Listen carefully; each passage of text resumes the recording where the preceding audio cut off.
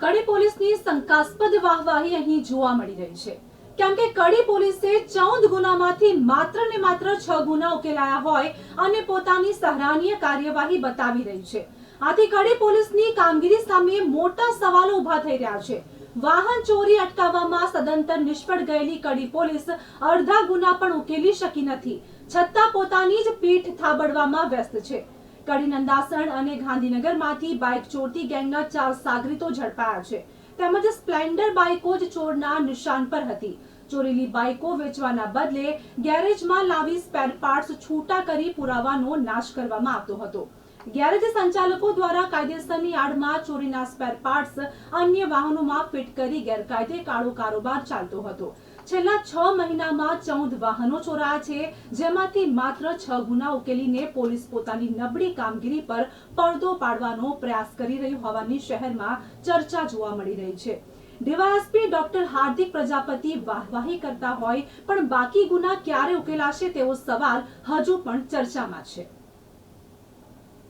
કડીમાં છેલ્લા 4-5 મહિનાની અંદર જે બાઇક ચોરીના બનાવ બનેલા એનું ઇન્વેસ્ટિગેશન કરતા અલગ અલગ જે બાઇક ચોરીના સીસીટીવી અમને મળેલા એની અંદર એક 25 થી 30 વર્ષની ઉંમરનો પાતળા બાંધાનો અને મોઢે રૂમાલ બાંધીને એક યુવાન જણાઈ આવતો અને મોટાભાગની ચોરીઓની અંદર એની એક્ટિવિટી શંકાસ્પદ જણાતા સદર જે ચોરીઓ છે અને જે ઈસમ છે એ કરણનગર આસપાસના કડીના વિસ્તારની અંદર સીસીટીવીમાં જણાતા સદર કડી ડિસ્ટાફ દ્વારા એ એરિયાની અંદર બાતમીદારોને એક્ટિવેટ કરી અને ગુનો ડિટેક્ટ કરવા માટે પ્રયત્નો શરૂ કરેલા, જેની સફળતા સ્વરૂપે ડિસ્ટાફના રણછોડભાઈ, નાગજીભાઈ તેમજ પંકજભાઈ ગેલાભાઈને એક બાતમી હકીકત મળેલી કે કડીના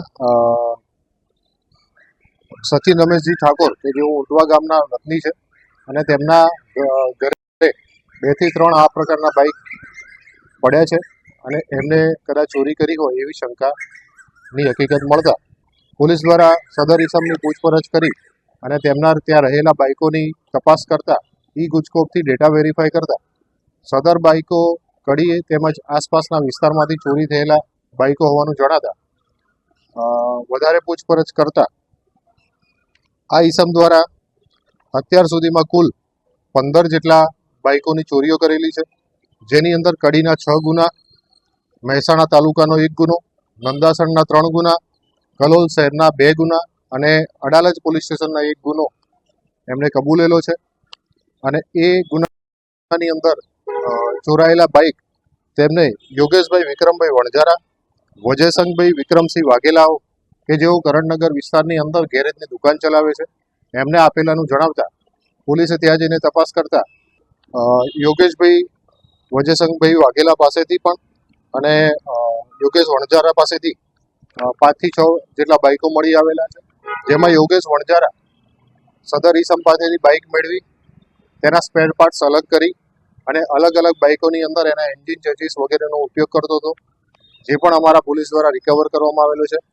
આમ કુલ અત્યાર સુધીમાં 15 જેટલા ગુના કે જેની અંદર 3 બાઇકના એન્જિન ચેસિસ નંબર ઘસી નાખવાના કારણે ડિટેક્ટ થઈ શકેલ નથી, પરંતુ 15 બાઇક જેટલા રિકવર કરવામાં આવે છે અને એમાંથી 12 ગુના કડી તેમજ અડાલજ તેમજ કલોલના ડિટેક્ટ થયેલા છે।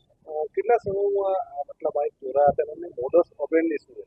છેલ્લા ગુનાઓ જોતા 5 થી 6 મહિનાના આ ગુનાઓ છે।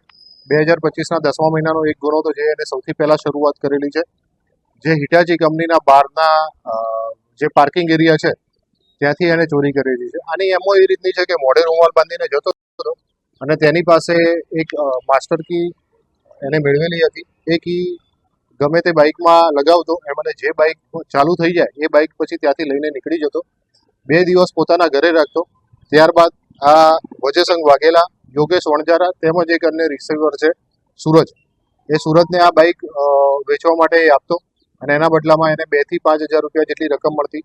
આ સુરજ, વજયસંગ તેમજ યોગેશ વણઝારા પોતાના ગેરેજ ઉપર બાઇકો રાખતા અને ચોરીના બાઇકો કોઈને વેચવાના સ્પેર પાર્ટને અલગ કરીને વેચતા હતા।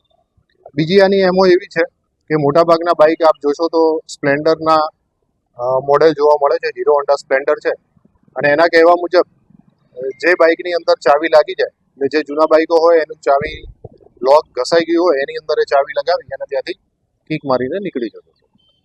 આમ જે માસ્ટર કી મેળવતો હોય માસ્ટર કી જે બનાવે છે એના પર કોઈ ગુનો નોંધાયો માસ્ટર કી એટલે એની પાસે જે કી હતી એ સામાન્ય કી જેવું જ છે. માસ્ટર કી એમાં કંઈ અલગ નથી કે દરેક બાઇકમાં લાગી જાય. એ એની મોડસ ઓપરેન્ડી એ રીતની હતી કે જ્યાં ઇન્ડસ્ટ્રી એરિયા હોય ત્યાં જે ચોરી કરતો હતો. ઇન્ડસ્ટ્રી એરિયાની અંદર જ્યાં વધારે 20-25 બાઇકો બહાર પાર્કિંગમાં પડ્યા હોય અને જ્યાં અન્ય કોઈ સિક્યુરિટી કે એવું ન હોય તો એવી જગ્યાએ જાય ત્યાં અડધો કલાક બેસે અને વારાફરતી દરેક બાઇકની અંદર ચાવી લગાવવાનો ટ્રાય કરે. ચાવી લાગી જાય તો પછી એ બાઇક લઈને ત્યાંથી નીકળી જતો. છેલ્લા 6 મહિનાના અંદર એક્ઝેક્ટ આંકડો 14 જેવો છે, જેમાંથી અત્યારે આપણે 6 જેટલા બાઇકને ડિટેક્ટ કર્યા.